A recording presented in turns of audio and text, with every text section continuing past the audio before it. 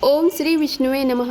नमस्कार दोस्तों, आप सभी का स्वागत है हमारे यूट्यूब चैनल पावरफुल हिंदू धर्म में। अब तक हमने आषाढ़ महात्म्य में कथा अध्याय 1 से लेकर कथा अध्याय 20 का रसपान किया है। आज हम आप सभी को आषाढ़ महात्म्य में कथा अध्याय 21 का रसपान कराएंगे, जिसमें वर्णन है पुष्कर का महात्म्य, अगस्त आश्रम तथा महर्षि अगस्त के प्रभाव का वर्णन। तो आइए रसपान कीजिए कथा का। भीष्म जी ने कहा, हे ब्राह्मण, अब आप मुझे यह बताने की कृपा करें कि वेद वेता ब्राह्मण तीनों पुष्करों की यात्रा किस प्रकार करते हैं तथा उसके करने से मनुष्यों को क्या फल मिलता है। पुलस्त जी कहते हैं कि हे राजन, अब एकाग्रचित होकर तीर्थ सेवन के महान फल का श्रवण करो, जिसके हाथ पैर और मन संयम में रहते हैं तथा जो विद्वान तपस्वी और कीर्तिमान होता है वही तीर्थ सेवन का फल प्राप्त करता है। जो प्रतिग्रह से दूर रहता है, किसी का दिया हुआ दान नहीं लेता, प्रबंधवश जो कुछ प्राप्त हो जाए उसी से संतुष्ट रहता है तथा जिसका अहंकार दूर हो गया है, ऐसे मनुष्य को ही तीर्थ सेवन का पूरा फल मिलता है। हे राजेंद्र, जो स्वभावतः क्रोधहीन, सत्यवादी, धृष्टता पूर्वक उत्तम व्रत का पालन करने वाला तथा संपूर्ण प्राणियों में आत्मभय रखने वाला है, उसे तीर्थ सेवन का फल प्राप्त होता है। यह ऋषियों का परम गोपनीय सिद्धांत है। हे राजेंद्र, पुष्कर तीर्थ करोड़ों ऋषियों से भरा है। उसकी लंबाई 2.5 योजन 10 कोस और चौड़ाई आधा योजन 2 कोस है। यही उस तीर्थ का परिणाम है। वहाँ जाने मात्र से मनुष्य को राजसु और अश्वमेघ यज्ञ का फल प्राप्त होता है। जहाँ अत्यंत पवित्र सरस्वती नदी ने ज्येष्ठ पुष्कर में प्रवेश किया, वहाँ चैत्र शुक्ल चतुर्दशी को ब्रह्मा आदि देवता, ऋषि, सिद्धों और गणों का आगमन होता है। अतः उक्त तीर्थों को देवताओं और पितरों के पूजन में प्रवृत्त हो मनुष्य को वहाँ स्नान करना चाहिए। इससे वह अभय पद को प्राप्त होता है और अपने कुल का भी उद्धार करता है। वहाँ देवताओं और पितरों का तर्पण करके मनुष्य विष्णु लोक में प्रतिष्ठित होता है। ज्येष्ठ पुष्कर में स्नान करने से उसका स्वरूप चंद्रमा के समान निर्मल हो जाता है तथा वह ब्रह्मलोक एवं उत्तम गति को प्राप्त होता है। मनुष्य लोक में देवादिदेव ब्रह्म जी का यह पुष्कर नाम से प्रसिद्ध तीर्थ त्रिभुवन में विख्यात है। यह बड़े बड़े पातकों का नाश करने वाला है। पुष्कर में तीनों संध्याओं को समय प्रातःकाल, मध्याह्न एवं संयम काल में 10,000 करोड़ 1 खरब तीर्थ उपस्थित रहते हैं तथा आदित्य, वसु, रुद्र, साध्य, मरुडगढ़, गंधर्व और अप्सराओं का भी प्रतिदिन आगमन होता है। तपस्या करके कितने ही देवता, दैत्य तथा ब्रह्मर्षि दिव्य योग से संपन्न एवं महान पूर्णशाली हो गए। जो मन से भी पुष्कर तीर्थ के सेवन की इच्छा करता है, उस मनस्वी के सारे पाप नष्ट हो जाते हैं। हे महाराज, उस तीर्थ में देवता और दानवों के द्वारा सम्मानित भगवान ब्रह्म जी सदा ही प्रसन्नता पूर्वक निवास करते हैं। वहाँ देवताओं और ऋषियों ने महान पुण्य से युक्त होकर इच्छा अनुसार सिद्धियाँ प्राप्त की है।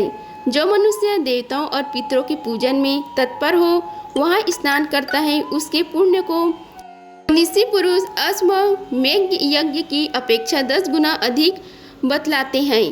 पुष्कर रमणीय में जाकर जो एक ब्राह्मण को भी भोजन कराता है, उसके उस अन्न से 1 करोड़ ब्राह्मणों को पूर्ण तृप्ति पूर्वक भोजन कराने का फल होता है तथा उस पुण्य कर्म के प्रभाव से वह इहलोक और परलोक में भी आनंद मनाता है। अन्न न हो तो शाक, मूल अथवा फल जिससे वह स्वयं जीवन निर्वाह करता हो, वही दोष दृष्टि का प्रत्याग करके श्रद्धापूर्वक ब्राह्मणों को अर्पण करे। उसी के दान से मनुष्य अश्वमेघ यज्ञ का फल प्राप्त करता है। हे ब्राह्मण, क्षत्रिय, वैश्य अथवा शूद्र सभी इस तीर्थ में स्नान, दान आदि पुण्य के अधिकारी हैं। ब्रह्म जी का पुष्कर नामक सरोवर परम पवित्र तीर्थ है। वह वनस्पतियों से, सिद्धों से तथा मुनियों की भी पुण्य प्रदान करने वाला है। परम पावन सरस्वती नदी पुष्कर से ही महासागर की ओर गई है। वहाँ महायोगी आदिदेव मधुसूदन सदा निवास करते हैं। वे आदि वाराह के नाम से प्रसिद्ध हैं तथा संपूर्ण देवता उनकी पूजन करते रहते हैं। विशेषतः कार्तिक की पूर्णिमा को जो पुष्कर तीर्थ की यात्रा करता है वह अक्षय फल का भागी होता है, ऐसा मैंने सुना है। कुरुनंदन जो संयम काल और सवेरे हाथ जोड़कर तीनों पुष्करों को स्मरण करता है उसे समस्त तीर्थों में आचमन करने का फल प्राप्त होता है। स्त्री हो या पुरुष, पुष्कर में स्नान करने मात्र से उसके जन्म भर का सारा पाप नष्ट हो जाता है। जैसे संपूर्ण देवताओं में ब्रह्म जी श्रेष्ठ हैं, उसी प्रकार सब तीर्थों में पुष्कर ही आदि तीर्थ बताए गए हैं। जो पुष्कर में संयम और पवित्रता के साथ 10 वर्षों तक निवास करता हुआ ब्रह्म जी का दर्शन करता है वह संपूर्ण यज्ञों को फल प्राप्त कर लेता है और अंत में ब्रह्मलोक को जाता है। जो पूरे 100 वर्ष तक अग्निहोत्र करता है और कार्तिक की एक ही पूर्णिमा को पुष्कर में निवास करता है, उन दोनों का फल एक सही होता है। पुष्कर में निवास दुर्लभ है। पुष्कर में तपस्या का सुयोग मिलना कठिन है।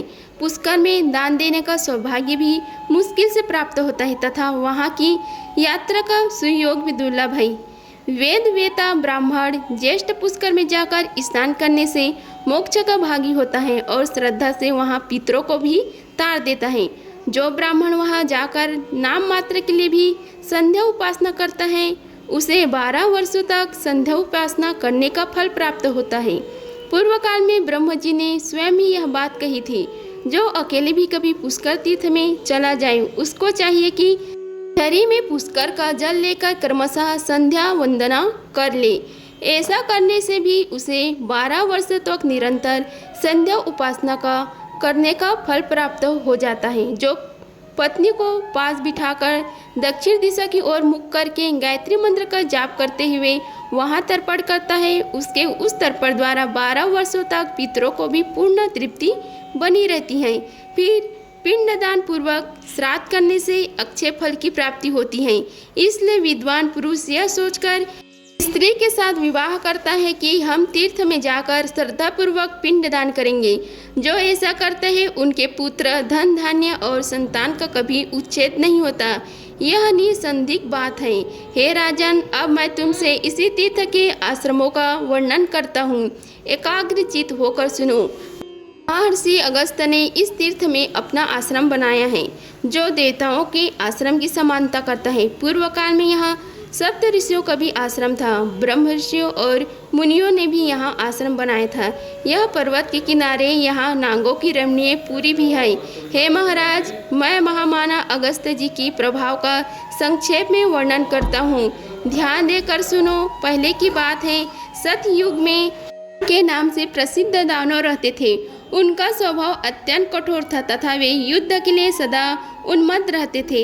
एक समय वे सभी दानव नाना प्रकार के अस्त्र शस्त्रों से सुसज्जित हो विस्त्रासुर को बीच में करके इंद्र आदि देवताओं पर चारों ओर से चढ़ आए। तब देवता लोग इंद्र को आगे करके ब्रह्म जी के पास गए। उन्हें हाथ जोड़कर खड़े देख ब्रह्म जी ने कहा, हे देवताओं, तुम लोग जो कार्य करना चाहते हो वह सब मुझे मालूम है। मैं ऐसा उपाय बताऊंगा जिससे तुम वित्रासुर का वध करके सकोगे। दधीची नाम की एक महर्षि है, उनकी बुद्धि बड़ी उदार है। तुम सब लोग एक साथ जाकर उनसे वर मांगो। वे धर्मात्मा हैं, अतः प्रसन्नचित होकर तुम्हारी मांग पूरी करेंगे। तुम उनसे यही कहना कि आप त्रिभुवन का हित करने के लिए अपनी हड्डियां हमें प्रदान करें। निश्चय ही वे अपना शरीर त्याग कर तुम्हें हड्डियां अर्पण कर देंगे। उनकी हड्डियों से तुम लोग अत्यंत भयंकर एवं सुदृढ़ व्रज तैयार करो, जो दिव्य शक्ति से संपन्न उत्तम अस्त्र होगा। उससे बिजली के समान गड़गड़ाहट पैदा होगी और वह महान से महान शत्रु का विनाश करने वाला होगा। उसी व्रज से इंद्र वृत्रासुर का वध करेंगे। जी कहते हैं कि ब्रह्म जी के ऐसे वचन कहने पर समस्त देवता उनकी आज्ञा ले इंद्र को आगे करके दधीची के आश्रम पर गए। वहाँ सरस्वती नदी के उस पार बना हुआ था। नाना प्रकार के वृक्ष और लताएं उसे घेरे हुए थी। वहाँ पहुंचकर देवताओं ने सूर्य के समान तेजस्वी महर्षि दधीची का दर्शन किया और उनके चरणों में प्रणाम करके ब्रह्म जी की कथा अनुसार वरदान मांगा। तब दधीची ने अत्यंत प्रसन्न होकर देवताओं को प्रणाम करके यह कार्य साधक वचन कहा, अहो, आज इंद्र आदि संपूर्ण देवता यहाँ किस लिए पधारे हैं? मैं देखता हूँ आप सब लोगों की कांति फीकी पड़ गई है। आप लोग पीड़ित जान पड़ते हैं। जिस कारण से आपके हृदय को कष्ट पहुँच रहा है उसे शांतिपूर्वक बताइए। देवता बोले, हे महर्षि, यदि आपकी हड्डियों का शस्त्र बनाया जाए तो उससे देवताओं को दुख दूर हो सकता है। दधीची ने कहा, हे देवताओं, जिससे आप लोगों का हित होगा वह कार्य मैं अवश्य करूँगा। आज आप लोगों के लिए मैं अपने इस शरीर का भी त्याग करता हूँ। ऐसे कहकर मनुष्यों ने श्रेष्ठ महर्षि दधीची ने सहसा अपने प्राणों का परित्याग कर दिया। तब संपूर्ण देवताओं ने आवश्यकता के अनुसार उनके शरीर से हड्डियां निकाल ली। इससे उन्हें बड़ी प्रसन्नता हुई और वे विजय पाने के लिए विश्वकर्मा के पास जाकर बोले, आप इस हड्डियों से वृक्ष का निर्माण कीजिए। देवताओं के वचन सुनकर विश्वकर्मा ने बड़े हर्ष के साथ प्रयत्नपूर्वक उग्र शक्ति संपन्न वृक्ष का निर्माण किया और इंद्र से कहा, हे देवेश्वर, यह वृक्ष सब अस्त्र शस्त्र में श्रेष्ठ है। आप इसके द्वारा देवताओं के भयंकर शत्रु वृत्तासुर को भस्म कीजिए। उनके ऐसे कहने पर इंद्र को बड़ी प्रसन्नता हुई और उन्होंने शुद्ध भाव से उस वृक्ष को ग्रहण किया। तदंतर इंद्र ने देवताओं से सुरक्षित हो वृक्ष हाथ में लिए वृत्तासुर का सामना करने के लिए गए, जो पृथ्वी और आकाश को घेर कर खड़ा था। काल के नाम से विशालकाय दानव हाथ में शस्त्र उठाए चारों ओर से उसकी रक्षा कर रहे थे। फिर तो दानवों के साथ देवताओं का भयंकर युद्ध प्रारंभ हुआ। 2 घड़ी तक तो ऐसे मारकाट हुई जो संपूर्ण लोगों को महान भय में डालने वाली थी।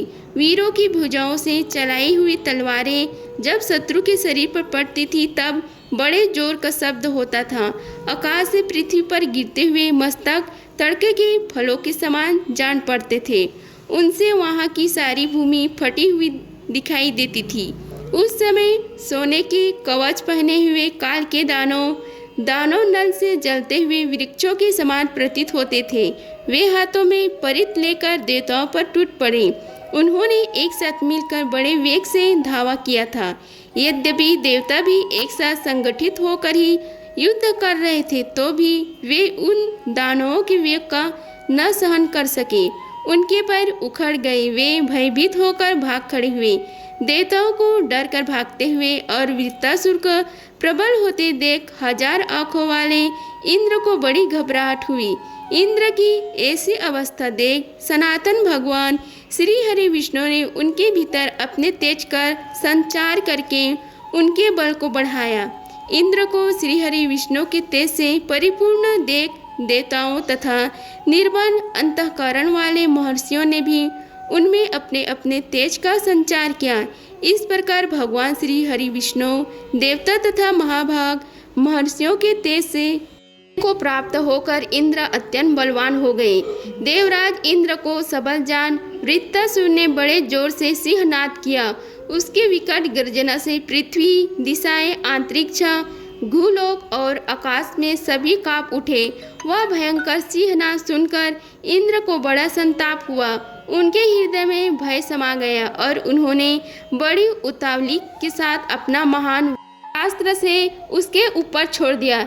इंद्र के वज्र का आघात पाकर वह महान असुर निष्प्राण होकर पृथ्वी पर गिर पड़ा।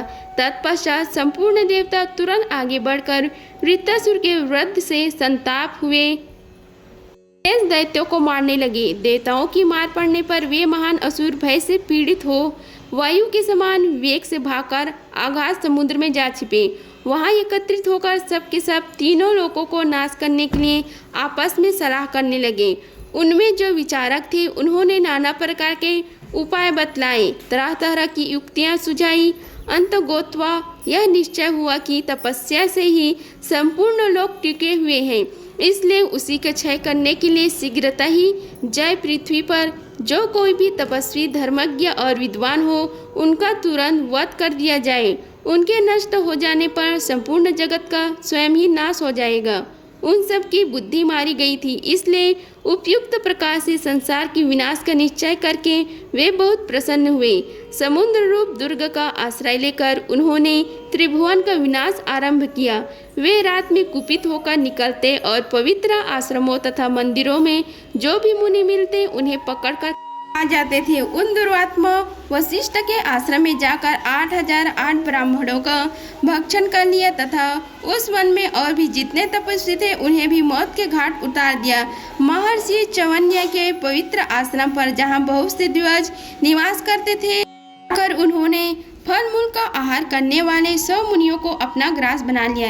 इस प्रकार रात में मुनियों को संहार करते और दिन में समुद्र के भीतर घुस जाती थी। भारद्वाज के आश्रम पर जाकर उन्होंने दानवों ने वायु और जल पीकर संयम नियम के साथ रहने वाले 20,000 ब्रह्मचारियों को हत्या कर डाली। इस तरह बहुत दिनों तक उन्होंने मुनियों को भर्षण जारी रखा, किंतु मनुष्यों ने इन हत्यारों का पता नहीं चला। उस समय कालकियों के भय से प्रेरित होकर सारा जगत धर्म कर्म की ओर से निरुस्त हो गया। स्वाध्याय बंद हो गया, यज्ञ और उत्सव समाप्त हो गए। मनुष्यों की संख्या दिनों दिन क्षीण होने लगी। वे भयभीत होकर आत्मरक्षा के लिए 10 दिशाओं में दौड़ने लगे। कोई द्विज गुफा में छुप गए तो कोई दूसरों ने झरनों की शरण ली। कितने ही भय से व्याकुल होकर प्राण त्याग दिए। इस प्रकार यज्ञ और उत्सवों से रहित होकर जब सारा जगत नष्ट होने लगा, तब इंद्र सहित संपूर्ण देवता व्यवस्थित होकर भगवान श्री हरि नारायण की शरण में गए और उनसे इस प्रकार स्तुति करने लगे। आप सभी को हमारी वीडियो पसंद आई होगी तो वीडियो को लाइक कीजिए, चैनल को सब्सक्राइब कीजिए और कमेंट बॉक्स में ओम नमो भगवते वासुदेवाय लिखिए। धन्यवाद। इससे अगले की कथा का श्रवण हम आप सभी को अगले अध्याय में रसपान कराएंगे। धन्यवाद। मिलते हैं अगले वीडियो में, तब तक के लिए जय श्री राधे कृष्ण।